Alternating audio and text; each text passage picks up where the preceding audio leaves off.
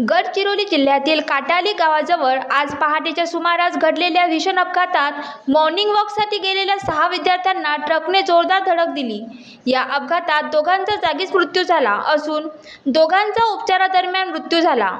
उर्वरित दोघांची प्रकृती अस्वस्थ असून त्यांच्यावर गडचिरोली जिल्हा सामान्य रुग्णालयात उपचार सुरू आहेत।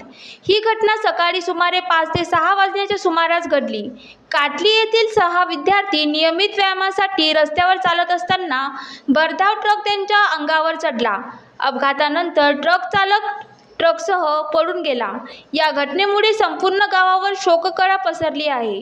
अपघातानंतर संतप्त गावकऱ्यांनी रस्त्यावर उतरून तीव्र चक्काजाम आंदोलन केले। घटनास्थळी पोलीस दाखल झाले असून त्यांनी गर्दी नियंत्रणात घेत तपास सुरू केला आहे। ट्रकचा चालकाचा शोध घेण्याचे काम सुरू असून परिसरातील येणाऱ्या जाणाऱ्या वाहनांची कसून तपासणी केली जात आहे। Vidarbha city news, Gadchiroli.